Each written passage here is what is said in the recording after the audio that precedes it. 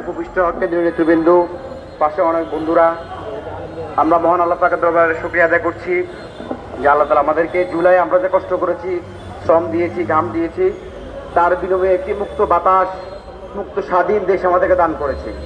কিন্তু অত্যন্ত দুঃখের বিষয়, যেটা এখনো বাংলাদেশের কিছু কিছু অঞ্চলে, গোপালগঞ্জ সব বেশ কিছু অঞ্চলে এখনো কিছু জুলাইয়ের সে তথাকথিত নরপিচাস রয়ে গেছে। এই নরপিচাসদের দাঁত ভাঙা জবাব দিতে হবে। আমরা অন্তর্বর্তী সরকারকে বলবো, ডাক্তার এই সরকারকে বলবো, আপনাকে আমরা অনেক আশা আকাঙ্ক্ষা দিয়ে আমরা আকাঙ্ক্ষার মাধ্যমে জুলাইয়ের 2000 প্রাণের বিনিময়, 20,000 অঙ্গহানির বিনিময়, আমরা হাজার হাজার লক্ষ লক্ষ ছাত্র জনতার রক্ত ঘামের বিনিময়ে ক্ষমতা বসানো হয়েছে, আপনাকে দায়িত্বের জায়গা বসানো হয়েছে। কেন আমাদের জুলাইয়ের যোদ্ধারা এখন আক্রান্ত হবে? এটা আপনাকে জবাব দিতে হবে। সংগ্রামী ছাত্র বন্ধুগণ, আমাদের যুদ্ধ এখন সেই